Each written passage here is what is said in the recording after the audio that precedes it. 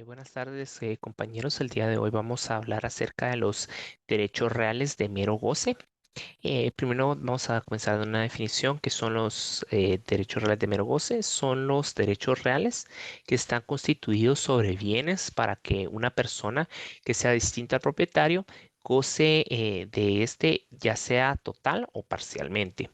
El primero de esos es el usufructo, que es el derecho real de mero goce por medio del cual una persona llamada usufructuario goza de un bien que le pertenece a otra persona. Esta persona es denominada usufructuante. A este le pertenecen todos los frutos que el bien produzca de manera ilimitada, con la obligación de devolverlo al término de este. Cuando hablamos de los frutos nos referimos a los frutos civiles, que son ganancias o ingresos que se obtienen por el uso o aprovechamiento de un tercero, de una cosa o de un bien. Como por ejemplo, ya sea que el bien se dé en arrendamiento, que este genere intereses, entre otros. Los sujetos del usufructo son el usufructuante, que es el propietario del bien dado en usufructo, también es llamado nudo propietario, y el usufructuario, el cual es el titular del usufructo. Este goza de manera ilimitada de todos los frutos de un bien de ajena pertenencia y debe de restituir el bien al finalizar el usufructo. Las maneras de constituir el usufructo, estas son por contrato o por acto de última voluntad.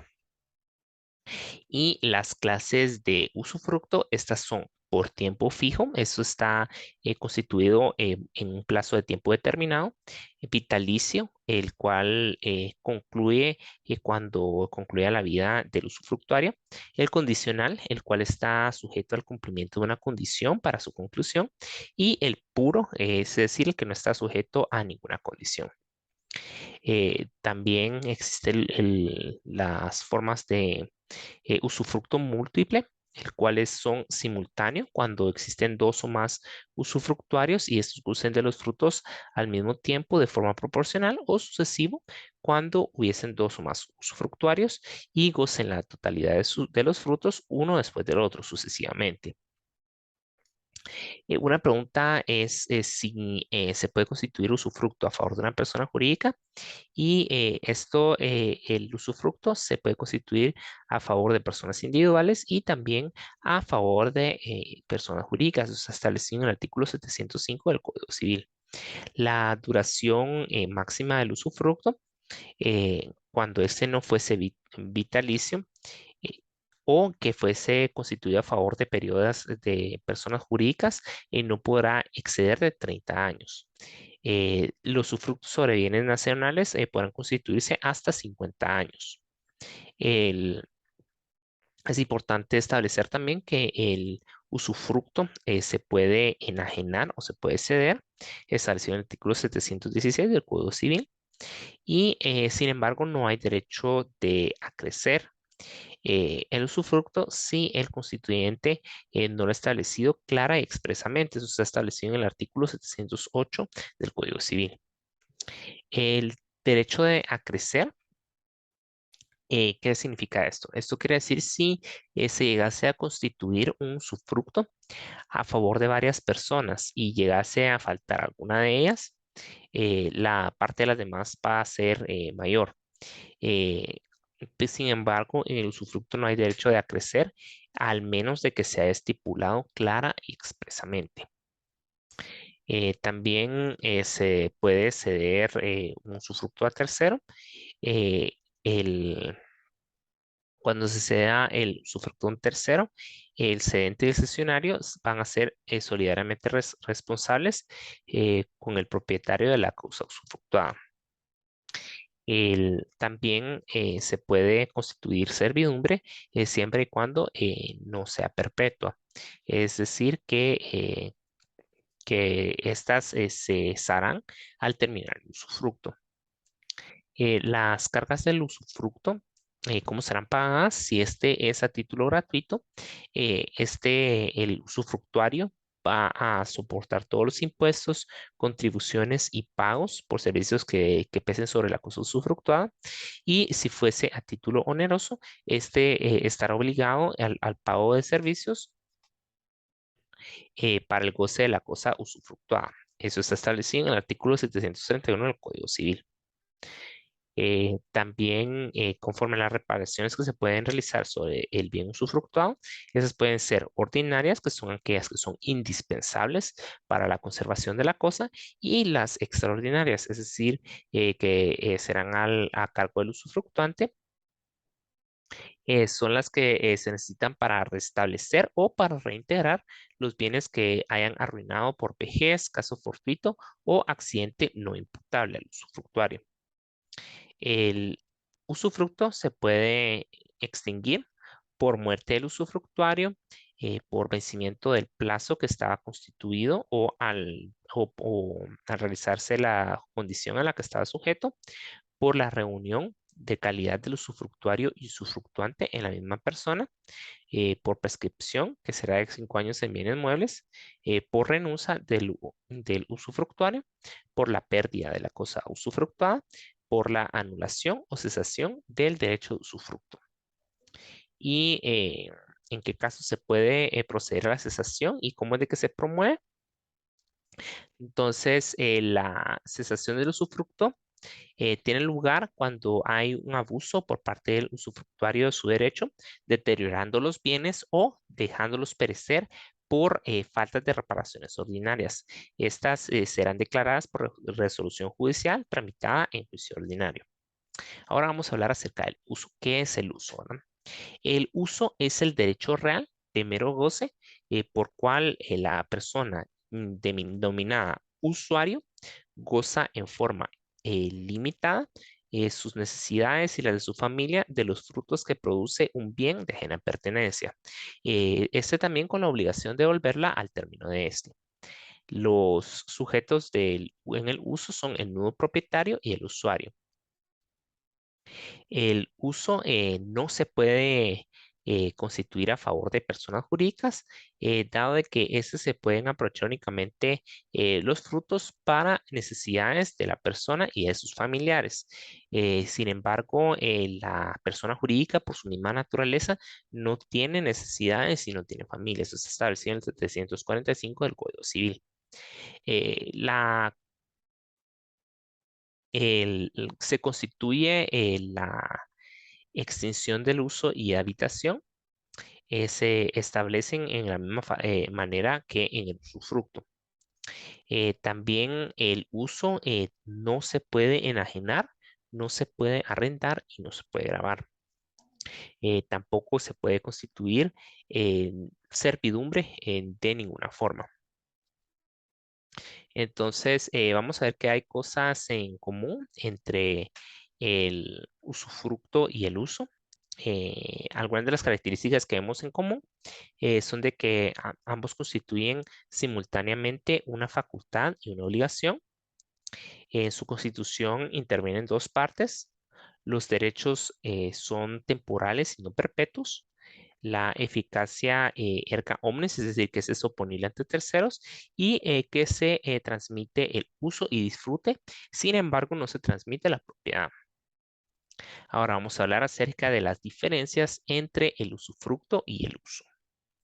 Entonces, el usufructo, esto permite disfrutar los frutos de una manera ilimitada y el uso permite disfrutar los frutos de una manera limitada a las necesidades de una persona y de su familia. El usufructo se puede enajenar, se puede arrendar y se puede grabar.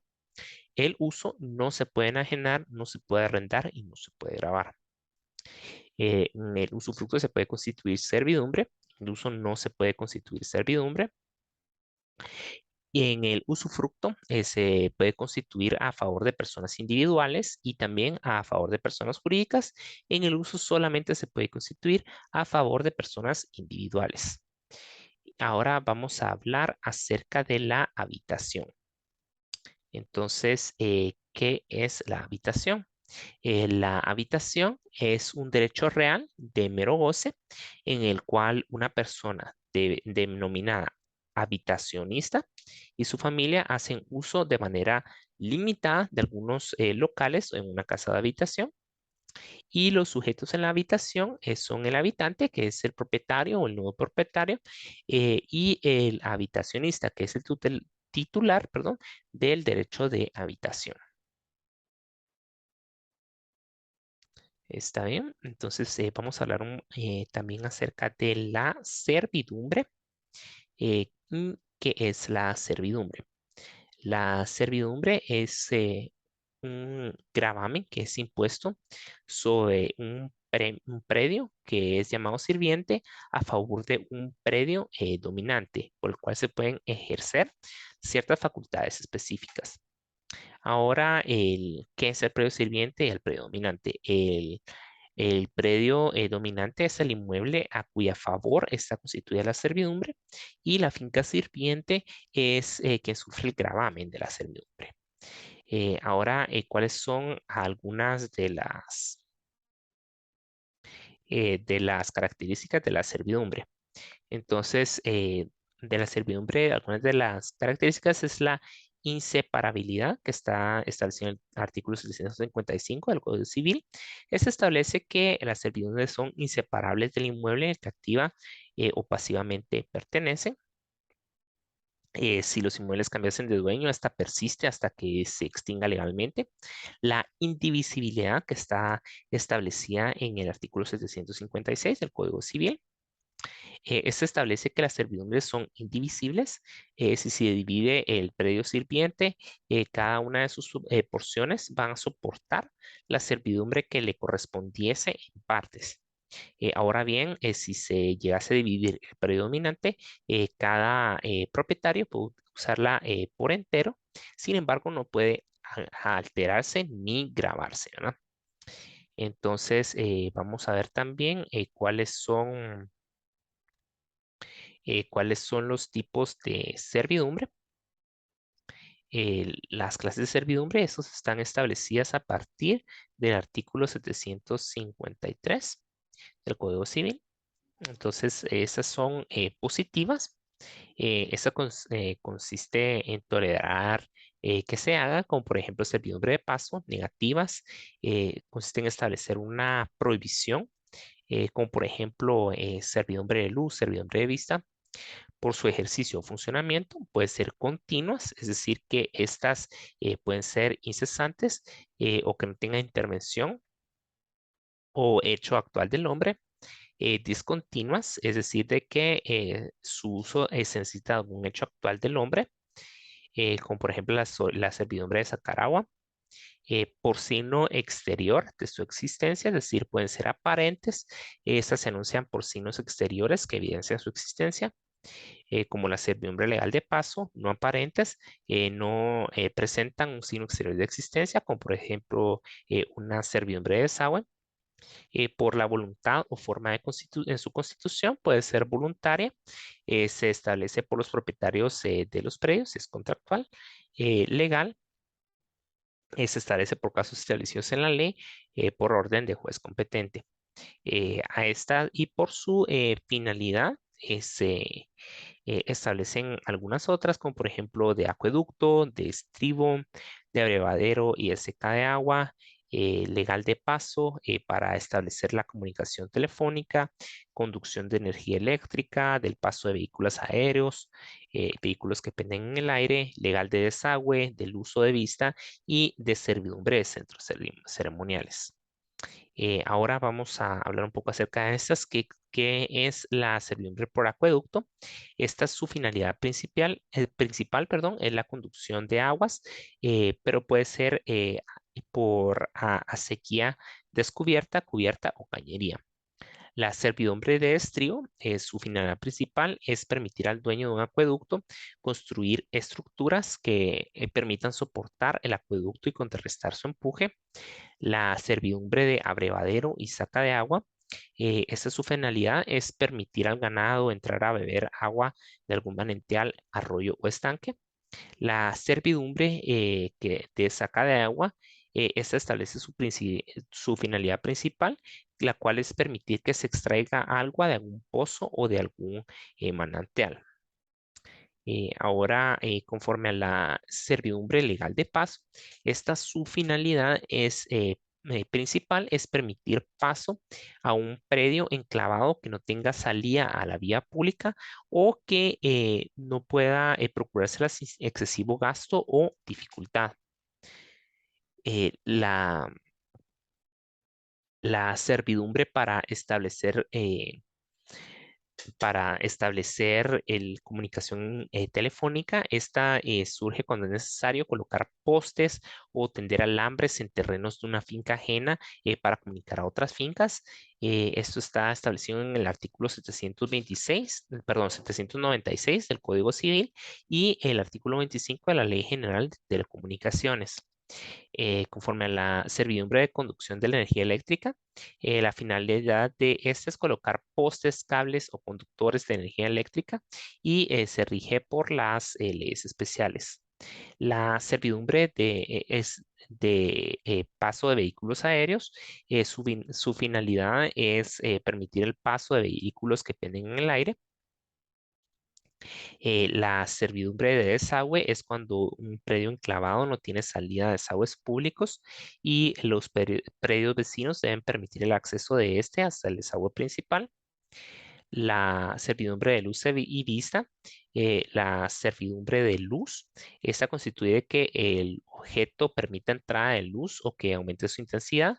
Y la servidumbre de vista. Esta constituye que el objeto de permitir procurarse vista o bien sobre la finca vecina mantener las vistas a distancia menor que la legal. La servidumbre, eh, la servidumbre de centro ceremonial. Esto es cuando se permite accesos a usos de perdón, a centros de uso ceremonial. Eh, Cuando también vamos a hablar un poco en qué casos se considera perpetua la servidumbre del acueducto. Y eso se considera perpetua cuando su duración exceda de 5 años. Al referirse también a un predio enclavado, es aquel que no tiene salida a la vía pública o no puede procurársela sin excesivo gasto o dificultad. Ahora, ¿a quién le corresponde elegir el lugar en el cual se establecerá la servidumbre legal de paso? Esto será al dueño del predio sirviente. Sin embargo, si no estuviese de acuerdo el dueño del predio dominante, pueden ocurrir a un juez para que escuche y resuelva por medio de un dictamen de expertos. La anchura del paso de una servidumbre legal. Esto será a juicio del juez. No puede exceder de 6 metros y no puede disminuir de 2. Las servidumbres voluntarias también son las servidumbres que se establecen por el consentimiento de las partes, perdón, y se rigen por el mutuo acuerdo que realizan los particulares al constituir la servidumbre. Y cuando se da la extinción de las servidumbres voluntarias, estas se pueden dar por el no uso, es decir, por el no uso de 3 años, si esta fuese continua y aparente, contándose hasta el día que dejó de existir el signo aparente de la servidumbre. También cuando fuese continua o no aparente por el uso de 5 años. También cuando los predios llegasen sin culpa del dueño del sirviente a tal estado que no pueda usarse la servidumbre por la remisión gratuita u onerosa hecha por el dueño del predio dominante o cuando se vence el plazo o se cumple la condición. Ahora se puede solicitar cambio de lugar de servidumbre. En este caso, si el lugar primitivamente destinado llegase a presentar inconvenientes al dueño del predio sirviente, este podrá ofrecer al dueño del predio dominante eh, que no podrá rehusarlo, sino de que le perjudique, ¿verdad? Eso está establecido en el artículo 811 del Código Civil. Está bien, muchas gracias, compañeros. Eso sería todo por el día de hoy. Espero que tengan un feliz día.